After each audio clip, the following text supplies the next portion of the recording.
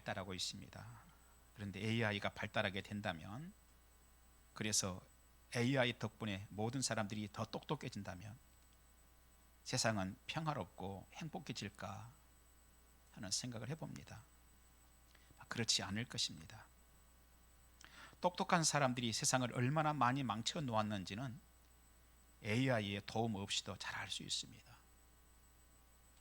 세상의 온갖 비리는 똑똑하지 않으면 저지를 수 없는 너무 많은 일들이 있었습니다. 때문에 지능만이 최고는 아닌 것 같습니다.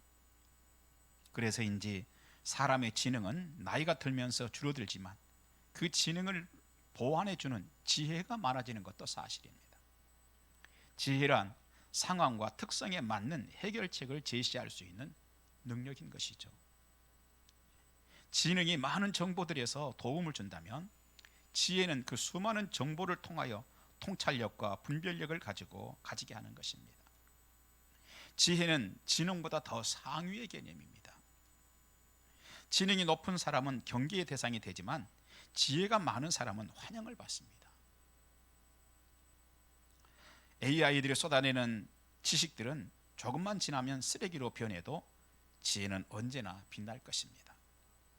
오늘 이 시간은 지나온 시간을 정리해보고 또 내일을 위해서 무엇인가를 준비해야 하는 아주 특별한 그 지혜가 필요한 시간입니다. 그런데 무엇인가를 정리하고 또 좋은 출발을 하려면 언제나 그렇듯이 기준이 중요하지요. 먼저는 지나온 날들에 대한 평가 기준입니다. 그런데 지나온 23년 한 해를 내가 정했던 기준을 가지고 지금 와가지고도 평가한다는 것은 지혜로운 것은 아닐 것입니다. 또한 새로운 한 해를 향해 걸음을 내어놓으려고 하는 이 중요한 시간에 평가 기준이 지난 해와 동일하다면, 그래서 지난 해에 우리가 지나온 시간들 소중하게 여긴 것들을 내년에도 또 그걸 소중하게 여기고, 지난해에 내가 별로 하찮게 여겼던 것을 내년에도 동일하게 그것을 하찮게 여긴다면,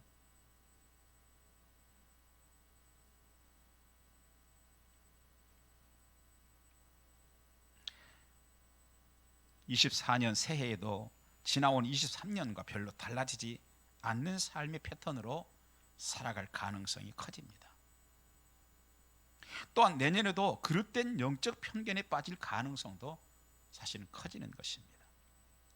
지금 이 시간은 해박한 지식도 중요하지만 그보다는 가장 지혜로워야 할 시간입니다.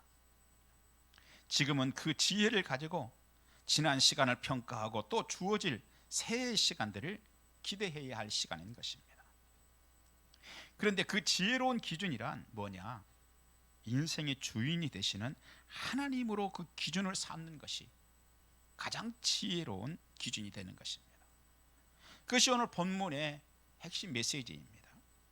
오늘 본문을 통해서 몇 가지를 생각해 보기를 원합니다. 첫째, 1절, 천국은 마치 품꾼을 얻어 포도원에 들여보내려고 이른 아침에 나간 집주인과 같으니 하는 말씀입니다. 예수님께서 아주 중요한 비유 하나를 말씀하셨죠.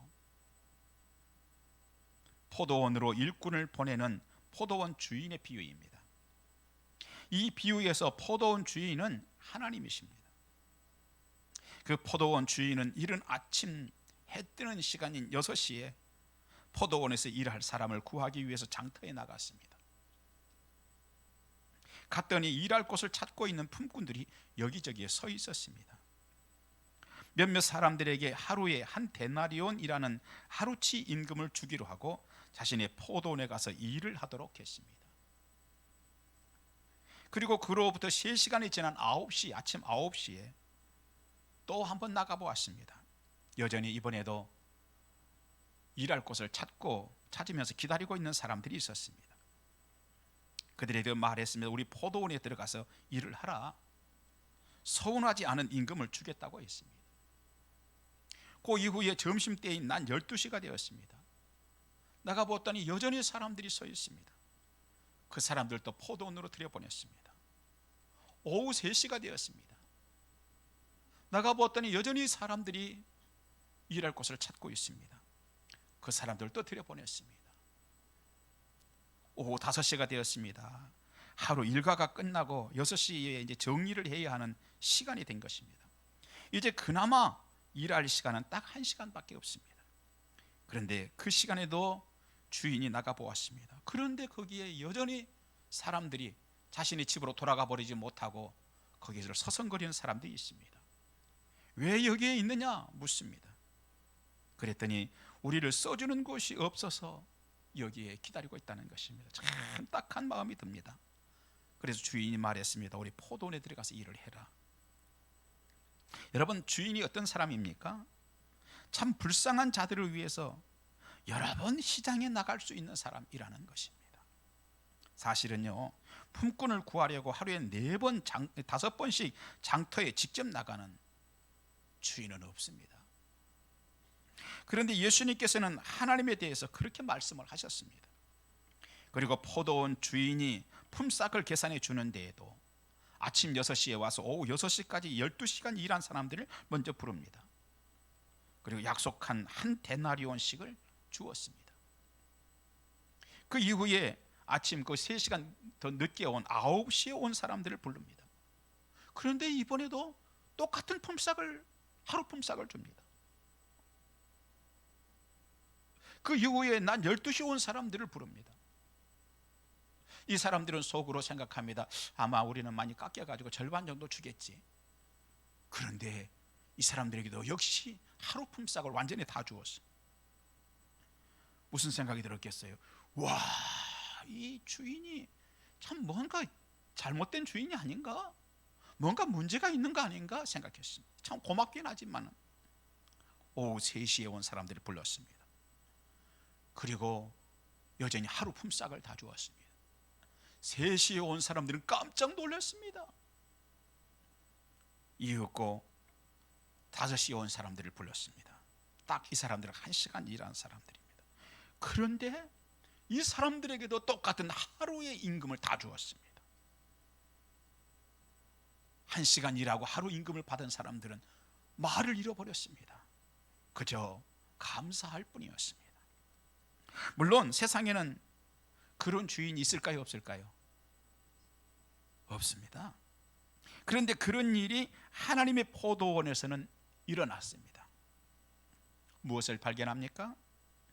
하늘 포도원 주인의 측량할 수 없는 그 사랑의 풍성함을 발견합니다.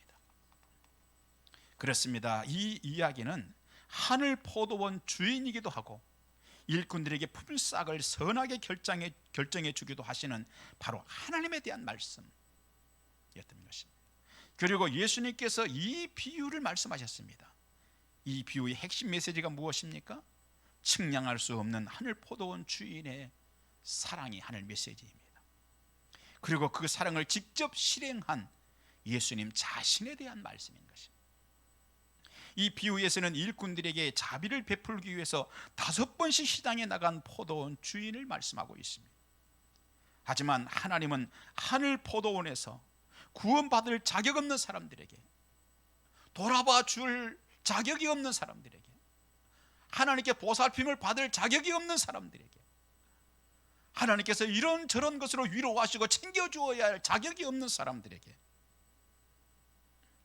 은혜를 주시기 위해서 역사 가운데 숫자로 헤아릴 수 없이 많은 수많은 선지자들을 보내셨습니다. 아브라함을 보내셨어요. 이삭을 보냈습니다. 야곱을 보냈습니다. 모세를 보냈습니다. 여호수아를 보냈습니다. 다윗을 보냈습니다. 이사야를 보냈습니다. 예레미야를 보냈습니다. 다니엘을 보냈습니다. 호세아를 보냈습니다. 마지막에는 천사들과 세례 요한까지 보내시더니 급기야 본인이 직접 이 땅에 오셔서 그 감동스러운 사랑을 십자가에 주셨습니다. 이 땅의 셈법으로는 계산할 수 없는 사랑을 주신 것입니다. 그 사랑을 주시려고 예수님은 직접 마구간으로 오셨습니다. 그것이 본문의 주인이 장터에 나가보고 또 나가보는 모습입니다. 혹시 또 불쌍히 여겨야 하는 자들이 있을까 하는 마음 때문인 것입니다. 참 중요한 것은요, 오늘이죠. 오늘도 우리 하나님께서는 천국 포도원의 여전히 주인이십니다. 그 한량없는 주님의 사랑으로 하나님께서는 우리에게 지나온 23년이라는 1년을 주셨습니다. 어떤 사람들은 지나온 1년을 살아오면서 그것이 하나님의 은혜로 살아왔다는 것에 동의하지 못할 사람도 있을지 모르겠습니다. 나에게 당연히 다가온 1년이었고, 나는 당연히 나에게 다가온 내 몫의 1년을 내가 살았을 뿐이라고 생각하는 사람이 있을지 모르겠습니다. 그러나 그렇지 않습니다. 그건 하나님의 은혜였습니다. 어떤 사람들은 젊고 젊은 나이에 갑자기 질병으로 쓰러져서 병원에서 오랫동안 콧줄 꽂고 사는 사람도 있습니다. 어떤 사람들은 갑자기 사고를 당해가지고 23년 똑같은 해가 우리에게 지나갔는데 그들은 23년을 다 같이 함께 살지 못한 사람도 있습니다. 그런데 오늘 저와 여러분들은 오늘 23년을 지나서 여기까지 왔습니다. 그것은 하나님의 은혜였던 것입니다. 그런데 지나온 1년 동안 하나님께서 우리에게 주셨던 1년 동안 많은 기회들을 놓쳐버리고 여기에 있는 분들이 있을 수도 있습니다. 어쩌면 수많은 죄에 빠져 있는 사람도 있을 수도 있습니다. 어쩌면 학교에서도 직장에서도 사업장에서도 부모님에게도 아내와 남편에게도 심지어 자녀들에게도 등수 안에 들지 못하는 사람들이 여기 있을 수도 있습니다. 그래서 부모님에게 자식으로서 등수 안에 들 수 없는 자식이 있을 수 있고, 자녀들을 대하는 부모가 부모로서 등수 안에 들 수 없는 부모가 있을 수도 있을 것입니다. 그런데 오늘 본문이 우리에게 무엇을 말합니까? 우리 하나님은 여러분을 하늘 포도원으로 들여보내신다는 것입니다. 또한 누구든지 그 포도원에 들어오면 특별한 자로 여기신다는 것입니다. 그가 했던 노동의 가치에 따라서 평가하지 않으셨습니다. 그보다는 자비가 필요한 자에게 자비를 베푸십니다. 용서가 필요한 자들에게 용서를 베푸십니다. 인생의 지지대가 필요한 자에게 인생의 지지대가 되어주셨다는 것입니다. 그것뿐 아닙니다. 그 주인은 우리의 필요를 혼돈하셔서 필요하지 않은 것을 주신 적이 없습니다. 또한 일하고 싶지만 불러주는 사람이 없기 때문에 한운 수 없이 지는 저녁 노을 하늘만 바라보고 앉아 있어야 했던 것들에 대해서 너는 왜 그렇게 지금까지 앉아 있었느냐고 책망하지 않습니다. 오히려 사랑과 은혜로 기회를 주십니다. 그렇다면 그 포도원에 들어온 자들은 포도원에 들어왔다는 것만으로도 이미 기회의 땅에 들어온 것입니다. 또 한 것이 두 번째 생각해 보고 싶은 내용이 있습니다. 누구라도 그 포도원에 들어와 있다면 자신이 비록 다른 사람들과 비교했을 때 늦은 시간에 왔을지라도 그날 하루 일과를 마친 그 이후 상황에 대해 희망으로 꿈꿔도 좋을 사람인 것입니다. 원인은 첫째, 그 사람에게는 주인의 긍휼과 은총이 기다리고 있기 때문인 것입니다. 지금까지 그 인력 시장에서 자신을 불러주는 사람을 기다리면서 자신에게 점점 사라져가는 그 태양 길어지는 그림자들을 바라보면서 한숨을 내쉬었을지라도, 지금까지는 세상에서 등수 안에 들지 못했을지라도 이제 하나님의 그 긍휼과 자비가 주어질 것이기 때문입니다.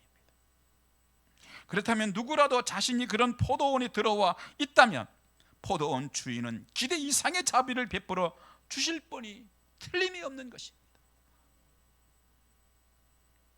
왜 희망으로 꿈꿔도 좋습니까? 두 번째입니다. 포도원 주인이 품꾼들 모두에게 그렇게 동일한 임금을 준 원인이 있습니다. 그 일꾼들의 집에는 그 품꾼들이 책임져야 할 사람들이 있음을 그 자비로운 하늘 포도원 주인이 알기 때문인 것입니다. 우리는 나 혼자 사는 것이 아니기 때문에 짐이 무겁습니다.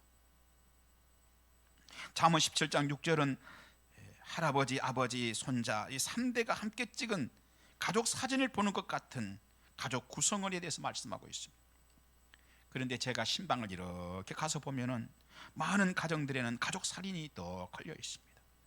연세가 있으신 집안의 어르신 곁을 자녀와 후손들이 꽃다발처럼 둘러싸고 있습니다. 그리고 그런 가족 사진 가운데는 사랑하는 가족을 하나님 품에 먼저 보내고 사진 속에 그 자리가 사실은 비어 있을 수도 있습니다. 또 거기에 있는 어느 한 사람이라도 모두가 나름의 위기를 넘고 또 위기를 넘고 그 자리에 서 있는 사람들 모두인 것입니다. 한 사람도 위기를 넘지 않고 거기에 서 있는 사람은 없습니다. 때문에 그런 파고를 넘으면서 결국 손자 손녀를 얻게 된 것은 하나님의 크나큰 축복이고 노인의 면류가 하는 것입니다. 그런 파고를 넘은 아버지가 곁에 살아있다는 것이 축복이고 영광인 것입니다. 그런 고비를 넘긴 가족이 내 곁에 있다는 것이 기적이고 축복인 것입니다. 그런데 그 많은 사람들은 그 가족들 가운데 누군가에게는 부양해야 할 사람들이기도 했습니다. 그래서 책임져야 하는 그것 때문에 누군가에게는 눌림이 되기도 했습니다. 그런데 오늘 본문의 하늘 포도원 주인이신 하나님께서는 여러분이 책임져야 할 사람들을 다 아시는 분이라는 것입니다. 우리는 사람들에 대한 책임만 있는 것은 아니죠. 사업장에 대한 책임도 있습니다. 공부에 대한 책임도 있고 직장에서도 벗어날 수 없는 책임이 있습니다. 그런데 우리 하나님이 어떤 분이십니까? 오늘 이 비유에서 말하는 하나님은 책임져야 할 것들을 다 아시고 능히 감당할 수 있도록 은총도 능력도 주시는 주인이라는 것입니다. 자신의 포도원에서 일과를 마치고 돌아간 품꾼의 가족들이 결코 실망하지 않도록 하시는 분이십니다. 오늘 여기 우리 모두 그 포도원에 들어온 자들이라는 사실을 기억해야 합니다. 24년도에는 모두에게 하나님의 긍휼이 주어질 것입니다.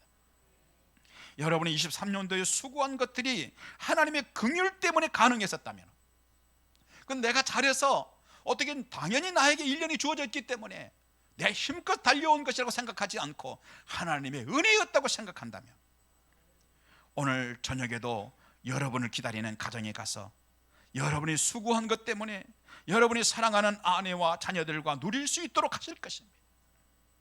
또한 여러분이 24년도에 수고할 그 수고이면 여러분의 가족들이 누릴 수 있기에 충분하도록 하실 것입니다. 그렇습니다.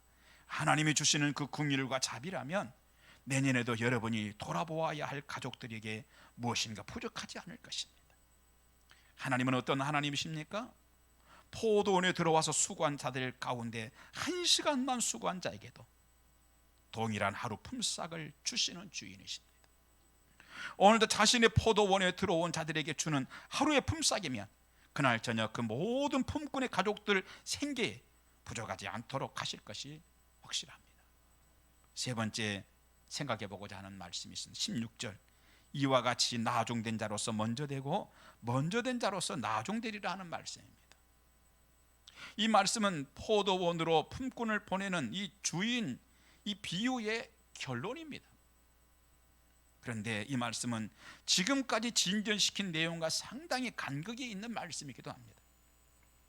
우리가 이 결론적인 말씀이 무슨 뜻인지 알려면 본문인 20장, 바로 앞장인 19장에서 왜 예수님은 이런 20장에 들어와서 이런 말씀을 하시게 되었는지를 보아야 합니다. 놀랍게도 19장 마지막에서도 똑같은 결론의 말씀이 주어지고 있습니다. 그래서 19장 30절, 그러나 먼저 된 자로서 나중되고 나중된 자로서 먼저 될 자가 많으니라 했습니다. 어느 날 예수님을 찾아온 한 부자 청년이 무슨 선한 일을 해야 영생을 얻을 수 있는지 예수님께 여쭈었습니다. 그때 예수님께서 말씀하십니다. 가서 네 소유를 팔아 가난한 자들에게 주라. 그리하면 하늘에서 보화가 내게 있으리라. 그리고 와서 나를 따르라 하셨습니다. 예수님을 따라서 영생의 길을 갈 것인지, 아니면 자신에게 지금 가지고 있는 그 한 주먹 돈을 따라갈 것인지 고민하던 부자 청년은 돈을 선택하고 돌아가 버렸습니다. 그 청년은 예수님의 사역 초기에 베드로와 요한과 어깨를 나란히 하면서 일찍 예수님을 따르는 먼저 된 자가 될 수 있었습니다. 하지만 인생 결정적인 순간에 자기 손에 쥐고 있는 그 돈 때문에 최고의 기회를 멀리 던져버리고 가장 나중된 자가 되고 말았습니다. 물론 먼저 되었던 베드로와 요한 같은 제자들도 좋은 재질의 사람들만은 아니었습니다. 그것을 입증이라도 하듯이 등장하는 인물이 19장에 등장하는 인물이 베드로입니다. 마태복음 19장에서 부자 청년이 예수님을 따르지 않고 가버리자 잔머리가 확 돌아간 베드로가 평소 자신의 마음속에 가지고 있던 생각을 툭 하고 예수님께 던집니다. 마태복음 19장 27절이죠. 이에 베드로가 대답하여 이르되 보소서, 우리가 모든 것을 버리고 주를 따라 싸운데 그런즉 우리가 무엇을 얻으리이까? 지금 이게 할 말입니까? 지금 예수님을 따르겠다고 왔던 청년이 돈 때문에 휙 돌아가 버리는 걸 보고 베드로가 지금 이 얘기를 지금 하고 있는 것입니다. 이 얘기가 할 얘기가 아니죠. 그런데 왜 합니까? 부자 청년이 돈 때문에 예수님을 따르지 못하고 떠나가자 그 청년처럼 예수님을 떠나버리지 않고 예수님을 따랐던 베드로가 자신들은 주님을 떠나지 않고 남아있다는 것에 대해서 몸값을 올리고 싶은 것입니다. 지금이 자신들의 몸값을 올린 절호의 기회라고 생각하는 것입니다. 그래서 더 일찍부터 예수님을 따랐던 자신들이 얼마나 헌신을 하고 수고했는지에 대한 확정을 예수님께 딱 못 박아두려고 한 것입니다. 그때 주님께서 오늘 이 말씀을 하시죠. 이와 같이 나중된 자로서 먼저 되고 먼저 된 자로서 나중되리라. 이 말을 하는 예수님의 의도가 무엇입니까? 아니다, 베드로야, 너 먼저 됐다고 생각하다가 나중되는 수도 있다. 이 말을 지금 하시는 것입니다. 그러니 너나 조금 전에 그 부자 청년이나 하늘 포도원에 들어온 자들이라면 네가 이 포도원에서 일한 너의 수고를 크게 카운트할 것이 아니라 감사를 먼저 카운트하는 품꾼이 되어야 한다. 지금 이 말씀을 하시는 것입니다. 왜 감사해야 합니까? 품꾼인 자신의 가치를 주인의 가치로 쳐주었기 때문인 것이죠. 하늘 포도원으로 말하면 품꾼인 자신의 가치를 하나님 형상으로 쳐주었기 때문에 감사해야 하는 것이죠. 자신의 가치를 노동의 많고 적음으로 평가하지 않고 그가 집에 가서 부양해야 하는 또 다른 가족들까지 포함하여 후하게 평가해 주었기 때문에 감사해야 됩니다. 자신에게 해준 그 평가이면 가족들의 생계에 결코 부족하지 않을 것이기 때문에 감사해야 되는 것이죠. 여러분, 성도의 삶은 자신의 공로를 드러내는 것이 아니라 하나님의 절대적인 사랑에 맞춰져야 한다는 것입니다. 그 밑바닥에는 감사가 깔려 있습니다. 그렇습니다. 하늘을 보내면서 감사의 모든 조건이 하나님께 있음을 고백하십시다. 그러면 포도원 주인은 이제 앞으로 더 큰 기쁨으로 우리에게 긍휼을 베푸실 것입니다.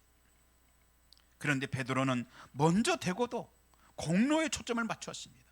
결국 은혜의 강물이 흐르는 그 하늘 포도원에서 조금 더 내세울 것을 가지고 자신의 몸값을 높여버리다가 포도원 주인에 대하여 감사를 모르는 사람이 되고 말았습니다. 그렇게 된 원인은 그 포도원 은혜의 법칙을 잘 몰랐기 때문인 것입니다. 그 포도원에는요, 은혜의 법칙이 흐르고 있는 것입니다. 여전히 베드로는 어떻습니까? 자신의 기준을 가지고 평가하기 때문입니다. 그리고 마음속으로 생각하죠. 우리는 단지 날품을 팔아먹고 사는 사람들이라고 생각했기 때문입니다. 내가 이곳에 머무는 하루 동안만 나의 직장이고 내가 내일 다른 곳으로 가면 이곳은 나의 기억에서 지워져야 하는 곳일 뿐이라는 생각으로 베드로는 가득했던 것입니다. 문제는요, 거기에 문제가 있는데 감사도 없고 자원함도 없다는 것입니다. 은혜의 법칙이 아닌 자신의 법칙이 언제나 적용될 뿐입니다. 하지만 주인은 네가 나의 울타리 안에 들어오는 사람이라는 법칙을 적용시킵니다. 여기에서 우리는 교회의 본질을 보죠. 교회란 나의 능력이나 나의 수고함으로 평가받기를 기대하는 것이 아니라는 것입니다. 그런가 하면 세상에서도 그렇고 가정에서도 그렇고 누가 보아도 나는 못난 것, 그런 것, 자격 없는 것으로 내가 평가받아서도 안 되는 것이 교회라는 것입니다. 때문에 포도원 품꾼들은 그저 감사할 따름인 것입니다. 하나님은 지난 한 해 동안 우리 교회를 통해서 우리를 다스려 주셨습니다. 우리에게 구원의 자리에 서 있도록 은혜를 주셨습니다. 돌이켜 회개하면 허물들을 사해 주시는 은혜도 주셨습니다. 나는 자격이 없다고 생각하고 그저 저 뒤에만 있어도 된다고 생각하여서 저 주변에 서 있을 때 주님께서는 아니다, 너도 당당한 내 자식이다, 너도 내가 부양해야 하는 내 가족이다, 그렇게도 그러면서 자존심을 세워주셨습니다. 여기에 하나님의 은총이 있는 것입니다. 때문에 그의 형편은 어떤 형편이었건 그 포도원에 들어가는 것만으로도 희망이 있다는 것입니다. 그렇습니다. 우리에게 하나님이 베푸신 은총이면 아직 희망이 있다는 것입니다. 나는 희망이 있다는 확신을 가지고 새해를 향하여 출발하시기 바랍니다. 날마다 감사하는, 우리 교회에서 지금 그 운동을 벌이고 있죠. 날마다 감사할 수 있는 지혜의 기준을 가지고 출발하시기 바랍니다. 기도하겠습니다. 주님의 은혜를 감사합니다. 귀한 말씀으로 지나온 세월을 평가했습니다. 앞으로 또 다가올 한 해를 하나님이여 평가할 수 있도록 주님께서 귀한 기준을 주셨습니다. 저희들 하나님의 은혜 아니면 살 수가 없습니다. 하나님, 그 긍휼의 하나님께서 내년도 우리에게 넉넉하게 붙들어 주시고 축복하실 줄 믿습니다. 감사하면서 예수님 이름으로 기도하옵나이다. 아멘.